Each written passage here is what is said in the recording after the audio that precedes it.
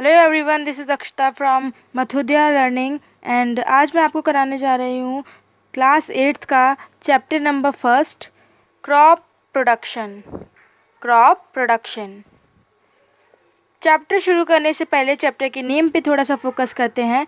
तो crop crop का मतलब फसल, क्रॉप का मतलब फसल एंड प्रोडक्शन प्रोडक्शन का मतलब उत्पादन, प्रोडक्शन का मतलब उत्पादन। तो क्रॉप प्रोडक्शन फसल का उत्पादन। इस चैप्टर में हम किसके बारे में पढ़ेंगे? फसल के उत्पादन के बारे में, कि जो फसल हम लोग खाते हैं वो उगती कैसे है। तो वीडियो का लास्ट तक देखिएगा और प्लीज़ प्लीज़ प्लीज़ आप लोग कमेंट नहीं करते हैं, बिल्कुल भी कमेंट करते रहिए ताकि हमारा जो मोटिवेशन है बिल्कुल भी कम ना हो। आपके कमेंट से ही हमें मोटिवेशन मिलती है, इंस्पिरेशन मिलती है। तो please don't forget to comment. Okay, let's start the video. जैसा कि यहाँ पे जो हमारा फर्स्ट वर्ड है इस चैप्टर का फर्स्ट कीवर्ड है एग्रीकल्चर। हमने भी ये नाम बहुत बार सुना है, एग्रीकल्चर। तो आखिर एग्रीकल्चर होता क्या है, पहले मैं इन वर्ड से आपको समझाऊंगी। सबसे बेटर रहता है कि आप किसी भी वर्ड को उसको हम तोड़ के अगर सीखें तो हम ज़्यादा जल्दी सीख पाते हैं। तो एग्रीकल्चर, अगर इस वर्ड का हम लोग मीनिंग देखें तो यहाँ पे जो एग्री है, एग्री का मतलब होता है फील्ड। क्या होता है? एग्री का मीन्स फील्ड। और कल्चर का मतलब होता है खेती। ठीक है, कल्चर का मतलब खेती। वैसे तो हमारी जो कल्चर होता है वो उसका मतलब होता है संस्कृति, लेकिन इस चैप्टर में यहाँ पे जो कल्चर है यहाँ पर इसका मीनिंग है खेती। तो हम फील्ड पे किस टाइप से खेती करते हैं, डेट इज़ एग्रीकल्चर। अब जरा अपने साइंटिफिक वे से इसकी एक प्रॉपर इंग्लिश डेफिनेशन देख लेते हैं। करें? ठीक है, तो यहाँ पे जरा गौर करते हैं। The technology of food production, the technology of food production using seed, water and soil. तो वो टेक्नोलॉजी, वैसे एग्रीकल्चर भी एक बहुत ही टेक्निक वाली चीज़ है, इससे ये चीज़ पता चलती है। The technology of food production यानी कि फूड प्रोडक्शन की वो टेक्नोलॉजी जिसमें हम क्या क्या यूज़ करते हैं? Seed, water and soil. The technology of food production using seed, water and soil. The technology of food production using seed, water and soil. Food production की यानी कि खाद्य को, फूड मतलब खाद्य, खाद्य के प्रोडक्शन की, खाद्य के उत्पादन की वो टेक्नोलॉजी जो कि हम लोग सीड, वाटर और सॉइल से मिलके बनाते हैं। ठीक है, ठीक है। The technology of food production using seed, water and soil. Okay, आगे बढ़ें। Well done. यहाँ पे एक दूसरी और बिल्कुल शॉर्ट डेफिनेशन में भी हमने एग्रीकल्चर को डिफाइन किया है, that is the cultivation of field wisely. Cultivation of field wisely is known as agriculture. Cultivation of field wisely is known as agriculture. एक दूसरी डेफिनेशन भी है कि cultivation of field wisely. Cultivation of field wisely यानी कि हम अपनी field को वाइजली, दिमाग से यूज़ करें, उसमें अच्छी अच्छी चीज़ें और अच्छे तरीक़ों से अच्छी चीज़ें उगाएं। ठीक है, आगे बढ़ें। ओके, नेक्स्ट यहाँ पे हमारा वर्ड आता है क्रॉप्स। ठीक है, क्रॉप्स का जो हमारा चैप्टर है वही क्रॉप पे डिपेंड है, क्रॉप प्रोडक्शन। हम इस चैप्टर में क्रॉप के उत्पादन की ही बात करेंगे, यानी कि फसल के उत्पादन की ही बात कर रहे हैं। तो यहाँ पे इसलिए हम पढ़ेंगे क्रॉप। सबसे पहले क्या चीज़ है हमारी? Crop. What are crop? Plants grown by a man, plants grown by a man in a large number of to get useful product. Again, plant grown by a man in a large number to get useful product. तो वो plant जो कि man यानी कि आदमियों के द्वारा, इंसानों के द्वारा एक बहुत ही लार्ज नंबर में यानी कि अधिक संख्या में उगाए जाते हैं, उसके यूज़फुल प्रोडक्ट्स के लिए। किसके लिए? यूज़फुल प्रोडक्ट्स के लिए। प्रॉपर हिंदी में बोलूँ तो वो प्लांट्स जो कि हम इंसान उगाते हैं, बहुत सारी संख्या में, बहुत सारे नंबर्स में उगाते हैं कुछ यूज़फुल प्रोडक्ट्स लेने के लिए। क्रॉप्स जैसे कि हमारे पहले तो खाने के ही हो गए, दाल, चावल, गेहूँ, ठीक है, वीट और गेहूँ एक ही चीज़ है, बार्ली।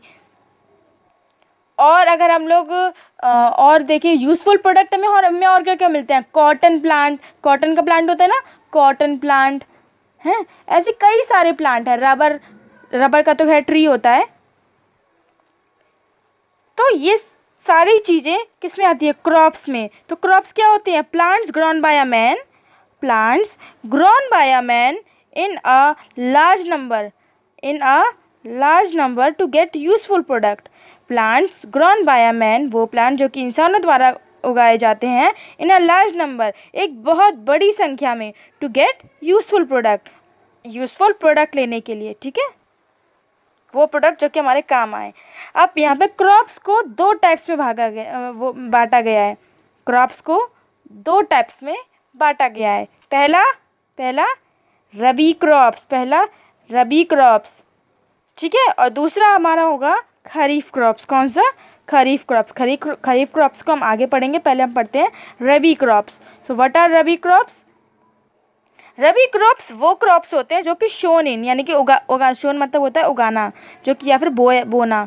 तो शोन मतलब होता है, क्या होता है, बोना।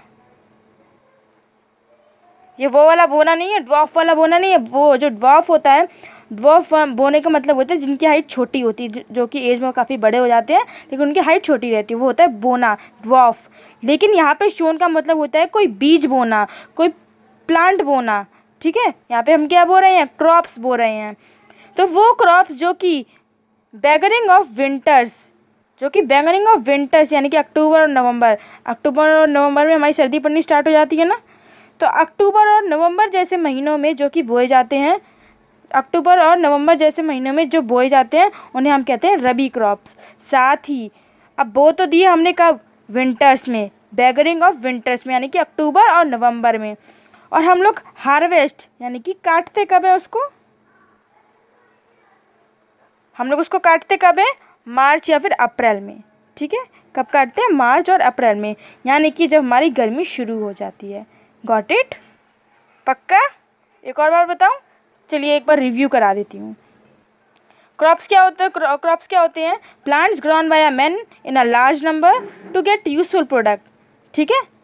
वो प्लांट जो कि बहुत अधिक संख्या में उगाए जाते हैं इंसानों के द्वारा हमारा कुछ यूज़फुल चीज़ें लेने के लिए, लाभदायी चीज़ें लेने के लिए, उन्हें हम कहते हैं क्रॉप्स, ठीक है। रबी क्रॉप्स के पार्ट होते हैं, एक रबी क्रॉप्स और एक खरीफ क्रॉप। रबी क्रॉप में क्या होता है, रबी क्रॉप्स वो क्रॉप्स होते हैं जो कि शोन यानी कि उगाए जाते हैं बिगिनिंग ऑफ विंटर, सर्दी की शुरुआत में उगाए जाते हैं अक्टूबर और नवंबर के महीने में, जो कि काटे जाते हैं, हार्वेस्ट करे जाते हैं, काटने को बोलते हैं हार्वेस्ट करना, तो हार्वेस्ट करे जाते हैं मार्च और अप्रैल के महीने में, ठीक है। गॉट इट, आगे बढ़ें। यहाँ पे सेकंड आते हैं खरीफ क्रॉप, रबी क्रॉप और खरीफ क्रॉप, ठीक है। खरीफ क्रॉप जो कि बोए जाते हैं shown in beginning of monsoon यानी कि बारिश, रेनी सीजन होता है ना, उसी को हम मानसून कहते हैं। Shown in beginning of monsoon, जो कि बोए जाते हैं मानसून की यानी कि रेनी सीजन की शुरुआत में, बिटवीन जून और जुलाई के बीच में, है ना। जून और जुलाई के बीच में तो हमारा मानसून आता है, यानी कि रेनी सीजन आता है, ठीक है।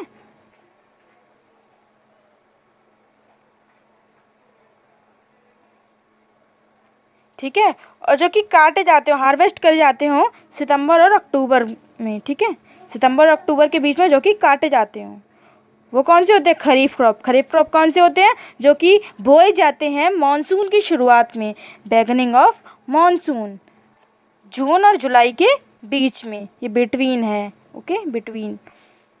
और काटे कब जाते हैं, हार्वेस्ट कब करे जाते हैं, सितंबर और अक्टूबर के बीच में, ठीक है।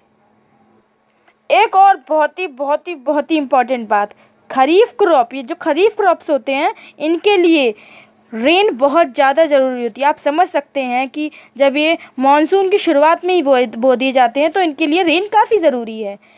तो ये जो खरीफ क्रॉप्स होते हैं पूरी ग्रोथ के लिए किस पे डिपेंड रहते हैं, रेन के लिए डिपेंड रहते हैं, रेन पर डिपेंड रहते हैं। किस पे डिपेंड रहते हैं, रेन पर। अगर बारिश नहीं हुई मानसून में तो हमारे खरीफ क्रॉप अच्छे ग्रो नहीं कर पाएंगे। ठीक है। और बारिश कैसे अच्छी होगी, जब हम लोग ग्लोबल वार्मिंग कम करेंगे। तो प्लीज़ ग्लोबल वार्मिंग ज़्यादा मत करिएगा, वरना आपको खरीफ क्रॉप अच्छे से नहीं मिलेंगे। ठीक है, आगे बढ़ें। ठीक है, अब अगर हम यहाँ पे रबी और ख़रीफ क्रॉप्स के एग्ज़ाम्पल देखें, तो जो रबी क्रॉप्स होते हैं उनके एग्ज़ाम्पल होते हैं वीट, ग्राम, पोटैटो, मस्टर्ड एसेट्रा। वीट यानी कि गेहूँ, ग्राम चने, पोटैटो यानी कि आलू, मस्टर्ड यानी कि सरसों। ठीक है, तो जैसे कि हमारा गेहूँ हो गया, चने हो गए, आलू हो गया, सरसों हो गई, तो ये सारे हमारे कौन से क्रॉप होते हैं, रबी क्रॉप। रबी क्रॉप कौन होते हैं, जो कि कब बोए जाते हैं बैगनिंग ऑफ विंटर्स, यस, जो कि विंटर की बैगनिंग में बोए जाते हैं। और खरीफ क्रॉप के एग्जांपल कॉटन, राइस, ग्राउंडनट, मेज एसेट्रा। जैसे कि हमारा कॉटन हो गया, रुई, ठीक है, जो कॉटन होता है ना, जिससे हमारी रुई भी बनती है, राइस चावल हो गए, है ना। तो ये सारे हमारे खरीफ क्रॉप के एग्जांपल है, जो कि कब बोए जाते हैं, मॉनसून की स्टार्टिंग में, जिनमें पानी की बहुत ज़्यादा नीड होती है। आगे बढ़ें। अभी तक तो हमने देखिए ये सीखा कि हमारे क्रॉप्स, हमारा एग्रीकल्चर के बारे में हमने सीखा, क्रॉप्स के बारे में सीखा, क्रॉप्स कितने टाइप्स के होते हैं, ये सीखा हमने अभी तक। तो अब हम सीखेंगे खेती करते कैसे हैं, आखिर हम लोग एग्रीकल्चर करते कैसे हैं। ये वीडियो सच में एक माइंड बॉगलिंग वीडियो हो सकता है जो भी स्टूडेंट पढ़ रहे हैं, क्योंकि शायद उनको इस वीडियो के बाद जो हमारे फार्मर्स अपनी फील्ड को अपना हार्डवर्क देते हैं, मेहनत देते हैं, शायद वो उनको पता चल सके कि जो सब्ज़ी हम खाते हैं उसको आने के लिए कितनी ज़्यादा मेहनत करनी पड़ती है, उसको उगाने के लिए कितनी मेहनत करनी पड़ती है, उसको पूरा प्रोसीजर इसके बाद हम पढ़ने वाले हैं। स्टार्ट करें। ओके, खेती से पहले खेती के कुछ टूल्स के बारे में जान लीजिए। एग्रीकल्चरल टूल्स, अभी हम लोग खेती करने जा रहे हैं, राइट। तो उससे पहले हम लोग कुछ टूल्स लेके चलेंगे साथ में, ताकि हमें कोई खेती करने में प्रॉब्लम ना हो। ओके, तो एग्रीकल्चरल टूल्स क्या होते हैं, the tools which are used in cultivation of plants, the tools which are used in cultivation of plants are known as agricultural tools. ठीक है, तो वो टूल्स जो कि हमारे एग्रीकल्चर में, कल्टीवेशन ऑफ प्लांट्स में नीडी होते हैं, जो कि यूज़ किए जाते हैं, उन्हें हम कहते हैं एग्रीकल्चरल टूल्स। जो टूल्स हमारे खेती करने में, कल्टीवेशन ऑफ प्लांट्स में यूज़ होते हैं, उन्हें हम कहते हैं एग्रीकल्चरल टूल्स। ठीक है, जैसे कि अगर मैं बड़ी मशीनों की बात करूँ, तो जैसे ट्रैक्टर है, हार्वेस्टर है ना, तो ये हमारे एग्रीकल्चरल टूल्स होते हैं। ऐसा नहीं है कितनी बड़ी मशीनें होती हैं, कुछ छोटे भी हमारे इक्विपमेंट्स होते हैं जिनको हम एग्रीकल्चरल टूल्स बोलते हैं। वो जैसे जैसे मैं आपको चैप्टर आगे बढ़ाती जाऊंगी, मैं आपको हर एग्रीकल्चरल टूल के बारे में बताने की पूरी कोशिश करूंगी। ठीक है, चलिए ठीक है। अब एग्रीकल्चर, हम लोग खेती करने जा रहे हैं, तो स्टार्ट करते हैं।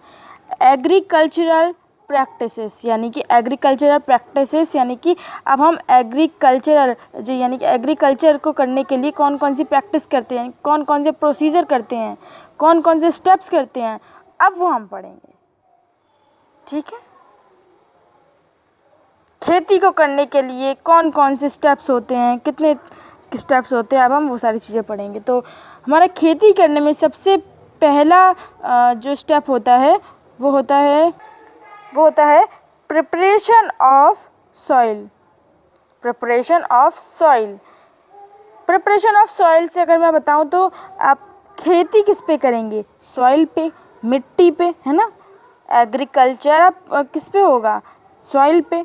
तो सबसे पहले हमें अपनी सॉइल को प्रिपेयर करना होगा, उसको तैयार करना होगा, ताकि हम उसमें खेती कर सकें।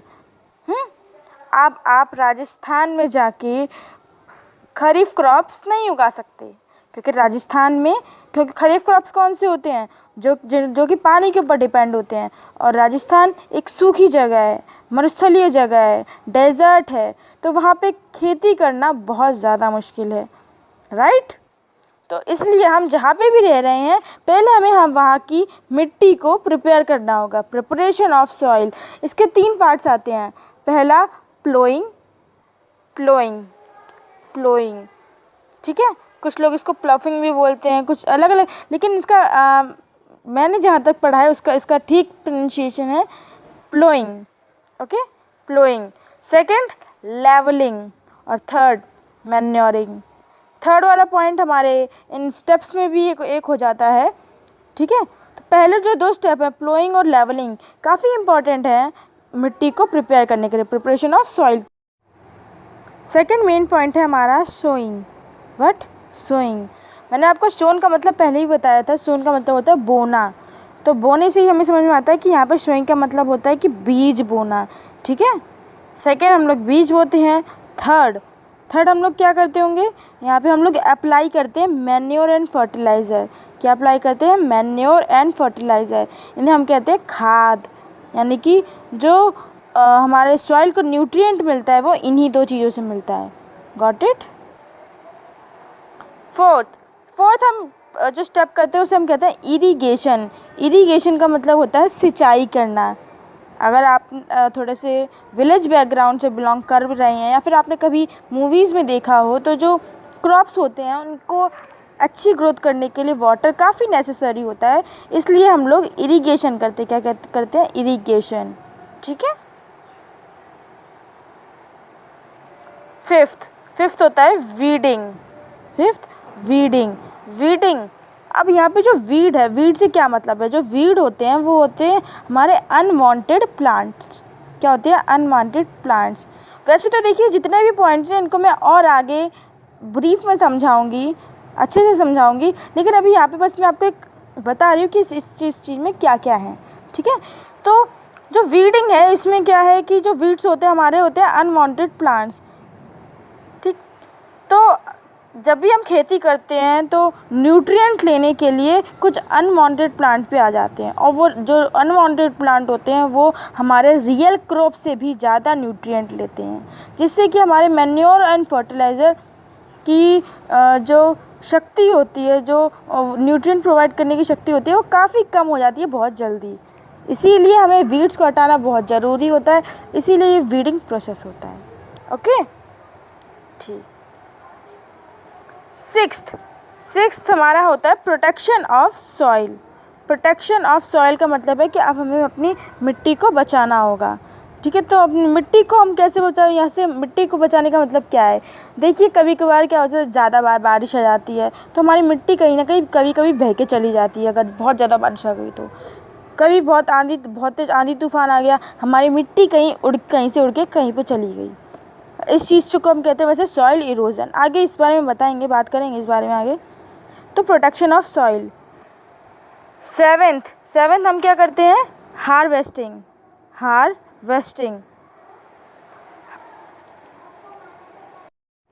थ्रेशिंग और विनोइंग। ये जो 7th 8th 9th ये तीनों ही वैसे कंबाइन फॉर्म में क्या होता है, जब हमारे क्रॉप्स पूरे हो जाते हैं, यानी कि अच्छे से ग्रो कर चुके होते हैं, अब हमारे क्रॉप्स जब बिल्कुल तैयार हैं तो उनको हार्वेस्ट किया जाता है, यानी कि काटा जाता है, थ्रेश किया जाता है, उनको साफ़ किया जाता है। तो ये 7th 8th 9th बिल्कुल एक दूसरे से काफ़ी रिलेटेड प्रोसीजर्स हैं।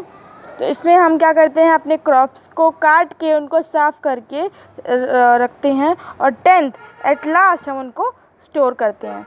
अब यहाँ पे स्टोर क्यों करते हैं? स्टोर करने से मतलब ये है कि मान लीजिए आपने काट के एक किसी भी वेसल में रख लिए, अब तब बारिश आ गई तो वीट, जैसे कि वीट है हमारा, तो जो गेहूँ होते हैं उनमें अगर पानी पड़ जाता है तो हमारे गेहूँ ख़राब हो जाते हैं।